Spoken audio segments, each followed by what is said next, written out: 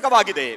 More of these books have been sold than any other book in the world. ಪ್ರಪಂಚದಲ್ಲಿ ಯಾವುದೇ ಪುಸ್ತಕಕ್ಕಿಂತಲೂ ಅತ್ಯಧಿಕವಾಗಿ ಪುಸ್ತಕ ಮಾರಲ್ಪಟ್ಟಿದೆ. Many homes have one of these books. ಅನೇಕ ಮನೆಗಳಲ್ಲಿ ಈ ಪುಸ್ತಕ ಇದೆ. Not everyone always reads it, but it's amazing how people want to have one. ಆದರೆ ಎಲ್ಲವರು ಓದದೇ ಇದ್ದಾಗಲೂ ಕೂಡ ಜನರು ಇದನ್ನು ಹೇಗೆ ಹೊಂದಿಕೊಳ್ಳಬೇಕಂತ ನೋಡುವಂತದ್ದು ಆಶ್ಚರ್ಯಕರವಾದದ್ದು. As soon as we get in trouble, we run for this book. ನಾವು ಸಮಸ್ಯೆಯಲ್ಲಿ ಸಿಕ್ಕಿಕೊಂಡ ಕೂಡಲೇ ಈ ಪುಸ್ತಕದ ಬಳಿಗೆ ಓಡುತ್ತೇವೆ. But it shouldn't be lying around just in case we have an emergency. ಮತ್ತೆ ನಮಗೆ ತುರ್ತು ಪರಿಸ್ಥಿತಿ ಬಂದಾಗ, this is not a book for emergencies. ಇದು ತುರ್ತು ಪರಿಸ್ಥಿತಿಗಳಿಗೋಸ್ಕರ ಇರುವಂತ ಪುಸ್ತಕವಲ್ಲ. This is a book to live by. ಆದರೆ ಇದು ಜೀವಿಸಲಿಕ್ಕಾಗಿ ಇರುವಂತ ಪುಸ್ತಕ.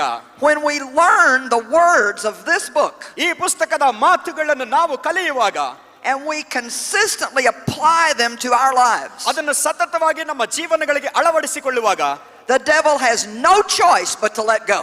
ಆದರೆ ಸೈತಾನನಿಗೆ ಯಾವ ಅವಕಾಶವಿಲ್ಲ, ಅವನು ಬಿಟ್ಟು ಬಿಡಬೇಕಷ್ಟೇ. He cannot control the person who knows the word of God and acts upon it. ದೇವರ ವಾಕ್ಯವನ್ನು ತಿಳಿದು ಅದರ ಮೇಲೆ ಜೀವಿಸುವಂತ ಮನುಷ್ಯನನ್ನು ಹತೋಟಿಯಲ್ಲಿ ಇಡಲಿಕ್ಕೆ ಸೈತಾನನಿಗೆ ಶಕ್ತಿ ಇಲ್ಲ. Proverbs 23:7 says, as a man thinks, so does he become.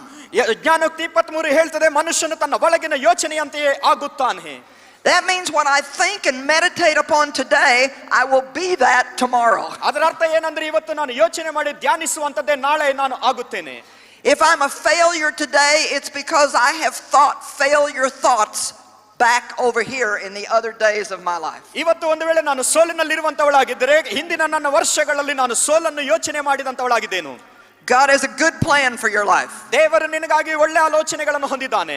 I may say that 100 times in the course of these 4 days. ಈ ಒಂದು 4 ದಿನಗಳ ಈ ಸಮಯದಲ್ಲಿ, ಯಾವುದೇ ಸಮಯದಲ್ಲಿ, but until you believe that God has a good plan for your life, ಆದರೆ ನಿಮ್ಮ ಜೀವನಕ್ಕಾಗಿ ದೇವರು ಒಳ್ಳೆ ಆಲೋಚನೆ ಉಳ್ಳವನಾಗಿದ್ದಾನಂತ ನೀನು ಯೋಚನೆ ಮಾಡುವವರೆಗೂ, not just hope so, ನಿರೀಕ್ಷೆ ಮಾಡುವುದಷ್ಟೇ ಅಲ್ಲ, not just wish, ಬರೇ ಬಯಸುವುದಷ್ಟೇ ಅಲ್ಲ, but believe ಆದರೆ ನಂಬಿರಿ that God has a good plan, ದೇವರು ಒಳ್ಳೆ ಆಲೋಚನೆ ಉಳ್ಳವನಾಗಿದ್ದಾನೆ. not just for Joyce, ಬರೇ ಜಾಯ್ಸ್ ಅವ್ರಿಗಷ್ಟೇ ಅಲ್ಲ, not just for your preacher, ನಿಮ್ಮ ಪ್ರಸಂಗಿಗಷ್ಟೇ ಅಲ್ಲ, but for you.